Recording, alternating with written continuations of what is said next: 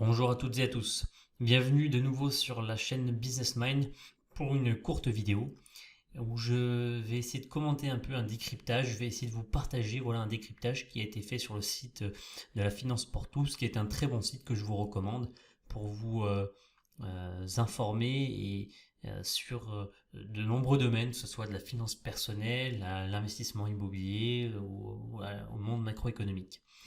Je voudrais vous partager cette analyse parce que je pense qu'elle est intéressante à mettre en avant, notamment en France, sur l'évolution de l'actionnariat individuel et également par rapport au fait que, que les changements que l'on peut observer sont positifs, mais qu'il faudrait qu'ils continuent pour que l'épargne des Français soit mieux diversifiée et plus performante, je dirais. Après, bien sûr, c'est un investissement en bourse, donc cela a ses risques, mais vous allez voir pourquoi je vous dis ça. Donc, si on regarde le profil de l'actionnaire en France, déjà le décryptage, c'est que 2 actionnaires sur 3 sont des hommes, que ce sont plutôt des revenus élevés, puisque un actionnaire sur 2 gagne plus de 4 000 € par mois au niveau du foyer, et qu'un actionnaire sur 2 a plus de 55 ans. Donc on est là vraiment dans un peu le cas typique du cadre d'entreprise avec des revenus élevés euh, et qui est proche de la retraite et peut-être qu'il se dit bon c'est le moment d'investir. Je ne sais pas exactement, mais on est vraiment là dans le profil, vous voyez, de la personne qui est aguerrie, qui a des revenus conséquents. Ce qui démontre une certaine peur d'investir quand on est plus jeune, alors que quand on est plus âgé, il y a la connaissance qui est là, et également les revenus qui font qu'on a peut-être un peu moins peur de perdre son argent. Mais depuis 3 années maintenant, donc là l'analyse a été faite en 2021, depuis 3 années, euh, il y a un rajeunissement des investisseurs, puisque la part des investisseurs de moins de 35 ans donc, est passée de 11 à 18% entre 2019 et 2021. Donc à 11 à 18%, c'est la première fois qu'on peut noter une hausse significative des jeunes de moins de 35 ans ayant investi en bourse. Ce qui a donc fait baisser la moyenne, puisqu'on est passé de 60 à 58 ans. Alors c'est pas énorme, hein, bien sûr, mais c'est une tendance qui a eu un impact sur la moyenne. A noter que 40% des détenteurs d'actions individuelles ont acheté des actions pour la première fois depuis moins de 3 ans. Donc là, cette statistique est intéressante puisque on voit bien que c'est ces 3 dernières années que quasiment la moitié des investisseurs ont commencé à acheter les investisseurs individuels ont commencé à acheter des actions pour la première fois. Pourquoi? Parce qu'on était sur une période très bénéfique pour la bourse avec de belles performances et puis on est entré dans le Covid qui a entraîné un crack boursier et où les gens se sont dit maintenant c'est le moment d'investir, la bourse est basse, voilà. Et en plus les gens avaient du temps pour se renseigner, pour apprendre. Donc c'est positif, mais ça peut faire peur parce que souvent les gens ont un peu ce défaut d'investir dans des actions en se disant ça va faire un coup, ça va remonter. Mais encore une fois, j'ai déjà expliqué, l'investissement demande de l'apprentissage, demande d'apprendre à se connaître, demande de définir son profil d'investisseur, son aversion au risque, ses objectifs, court terme ou long terme. Est-ce qu'on va faire du trading? Est-ce qu'on va faire du dividende? Est-ce qu'on va faire croître son portefeuille sur du long terme? Tout ça, c'est des choses à bien définir et ça prend du temps.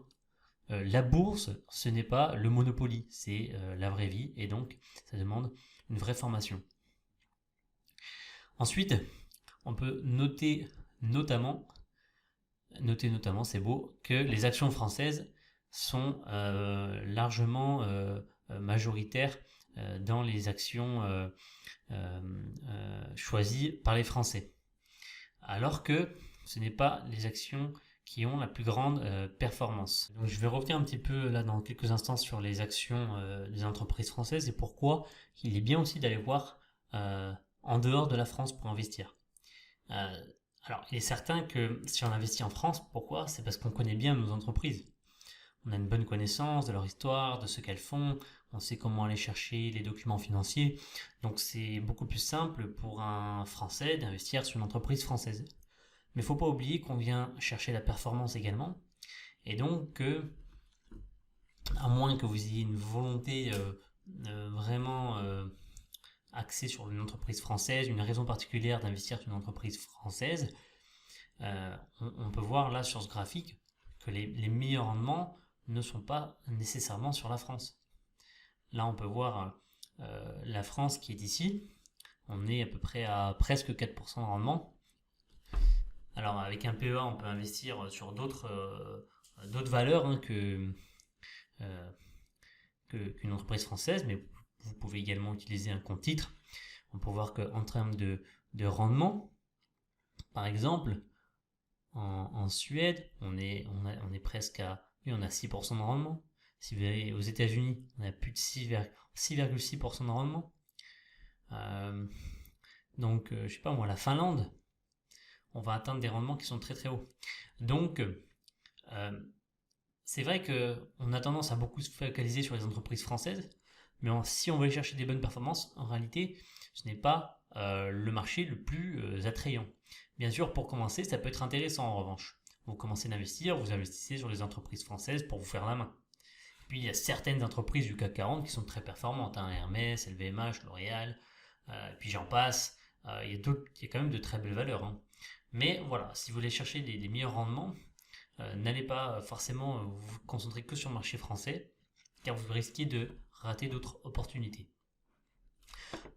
Ensuite, il y a les fonds et les SICAV en action. Alors là, moi je vous déconseille, principalement, les fonds, je vous les conseillerais dans le cadre d'une assurance vie, parce que sur certaines assurances vie, on a des frais de gestion qui sont vraiment pas très chers. Mais tout ce qui est fonds SICAV, des banques physiques par exemple, vous avez des frais qui sont très élevés, les fonds qui ne sont pas forcément les plus performants. Donc moi c'est quelque chose que je vous déconseille. À la rigueur, autant prendre un ETF. Prenez un ETF sur un Nasdaq, vous avez une performance extra et vous êtes diversifié. Après, il y a quand même 30% sur des sociétés, des petites sociétés cotées, en termes de type d'action détenue. Donc, les petites sociétés, ça peut être un investissement intéressant, mais c'est plus risqué. On est sur des petites capitalisations. Donc, c'est des entreprises un peu plus risquées en termes d'évolution parce qu'on ne sait pas encore ce qu'elles vont devenir. Est-ce qu'elles vont se faire racheter? Est-ce qu'elles vont réussir à grandir? Voilà. Plus difficile. Et puis on peut voir également que les entreprises internationales arrivent au même niveau que les petites sociétés cotées. Ce qui est étonnant parce qu'en général, sur une entreprise internationale, on est sur des marchés plus matures, des entreprises qui ont plus de parts de marché, donc qui sont plus rassurantes. Et ça, c'est un peu étonnant. En fin de compte, les Français aiment certainement le risque ou alors ont cette manière de se dire tiens, cette petite entreprise est sur un marché vraiment de niche, je pense que ça va exploser plus tard. Mais en fait, on n'en sait rien. Faites attention. Ce genre d'analyse ne peut pas être un critère suffisant pour investir sur une petite société cotée sur le long terme. Bien sûr, ça peut marcher, mais c'est quand même risqué. Et puis ensuite, des fonds diversifiés. Actions, obligations, 22%. Alors, honnêtement, diversifier avec de l'obligation,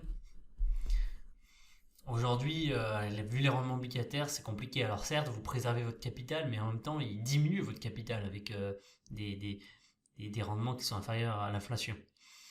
Donc, mieux vaut diversifier sur des actions, mais très largement réparties. C'est-à-dire sur plusieurs, par exemple, si vous avez une assurance vie, plusieurs types de fonds, Monde, Europe, Amérique, PME. Mieux vaut aller sur des ETF si vous voulez protéger votre capital, parce que en tout cas jusqu'à présent au long terme, c'était certainement le meilleur outil financier pour protéger son épargne et en même temps ne pas avoir un rendement ridicule. Voilà. Ensuite, on peut voir également, là c'est écrit 58% des investisseurs se projettent sur 10 ans. Donc, on est quand même plutôt au global sur une tendance moyen-long terme de la part de 3/4 des investisseurs. Donc, ce qui montre que voilà, la part du trading est moins importante. Mais encore une fois, attention, vous voyez, long terme, c'est intéressant. Vous serez plus tranquille pour investir. Le trading demande une formation et une très bonne maîtrise de ses émotions qui est conséquente. Donc, en cas de premiers investissements, moi je conseille toujours le long terme. Et puis c'est quand même, c'est quand même ce qui va correspondre à une majorité d'investisseurs. En termes de diversification du portefeuille, on est clairement sur une majorité de moins de 5 actions. Donc, aujourd'hui, quand on achète des entreprises, la plupart du temps, elles sont à l'international. Donc en termes de diversification géographique, il faut bien analyser les parts de marché de l'entreprise. On est souvent bien diversifié, rien qu'avec une entreprise sur le plan international. Il est bon d'avoir plusieurs entreprises, donc soit un ETF, soit plusieurs actions en portefeuille, sur différents secteurs, et d'équilibrer votre portefeuille. Si vous avez 20% de luxe, faites rentrer 20% de services de paiement, 20% d'industrie, 20% de matières premières. Équilibrez votre portefeuille en parts. Bien sûr, tout est relatif, parce que si un portefeuille prend une plus-value, il aura une part beaucoup plus importante dans votre portefeuille. On est également sur 24% de 5 à 10 actions et 24% de 11 à 20 actions. Donc, si on fait un bilan, la très très grande majorité ont un total de 20 actions. Mais si on zoome un peu, on est assez fractionné. Il y a uniquement 25% des gens qui détiennent entre 5 à 10 actions dans leur portefeuille. C'est bon d'être diversifié, ce n'est pas bon d'être trop diversifié. Un portefeuille par exemple de 10 actions est un portefeuille suffisant pour être très bien diversifié. Moins de 5 actions, attention quand même. Attention, même si vous êtes des entreprises, vous achetez par exemple pour le CAC 40, du Total, du L'Oréal, du LVMH, du Hermès et du Sanofi, on voit qu'on n'est pas forcément très bien réparti. On est beaucoup sur du secteur de la consommation. On a quand même du pétrole et de l'industrie et également de la santé. Donc il y a 3 secteurs notamment qui se différencient.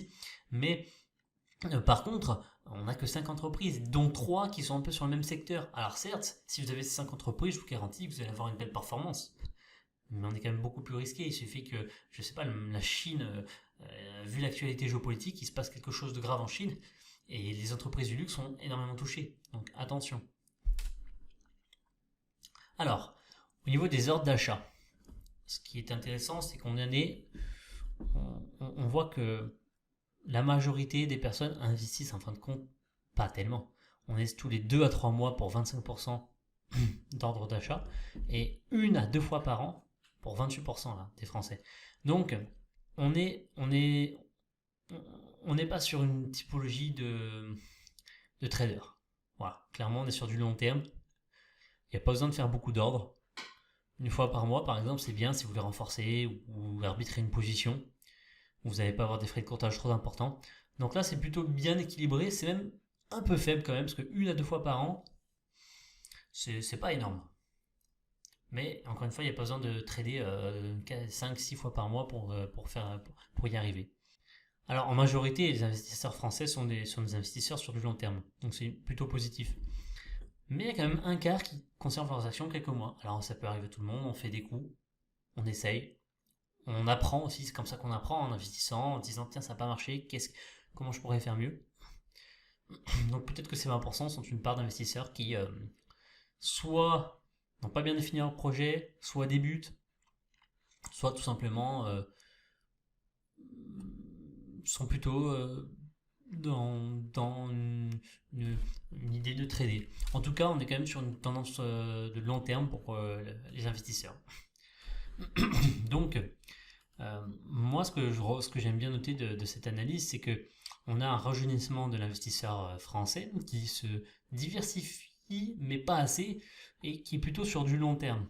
Le souci peut-être, c'est qu'encore une part trop importante des Français gardent leur argent sur un livret A. Encore une fois, allez sur un ETF si vous avez peur d'investir en bourse. Par exemple, vous prenez un ETF Monde, un ETF Nasdaq ou S&P 500, excusez-moi, et là vous serez très bien diversifié en termes de risque. Vous vous rendez compte, le nombre d'entreprises sur lesquelles vous êtes investi, vous allez protéger votre épargne de cette manière-là et avoir une performance qui est mieux qu'un livret A. Et puis en plus, c'est liquide. Vous pouvez vendre vos actions très rapidement et les retirer. Alors, liquide à condition qu'on a bien sûr passé pour le PEA les 5 années. Il faut attendre 5 années pour bénéficier de l'avantage fiscal. Mais en dehors de ça, il vaut mieux payer sur des prélèvements sociaux d'un portefeuille qui prend 5% par an que ne rien payer d'un livret A à 1% par an. Vous perdez votre argent sur un livret A. Et quand on vient dire oui, c'est risqué d'investir en bourse, c'est risqué, c'est plus risqué qu'un livret A, mais encore une fois, sur un ETF, si vous êtes sensible au risque, le risque est faible. Le risque est faible et la performance est meilleure. Personnellement, je trouve qu'il est plus risqué que de laisser mon argent sur un livret A où je perds de l'argent tous les mois que de le mettre sur un ETF qui certes est investi en bourse mais me rapporte une performance plus importante et un risque faible. Donc voilà, c'est tout pour cette vidéo. J'espère que cette vidéo vous aura plu. N'hésitez pas à me laisser des commentaires pour voilà, me dire ce que vous en avez pensé, à mettre un petit pouce bleu pour faire progresser la chaîne. Moi je vous dis à très bientôt et bonne journée à vous.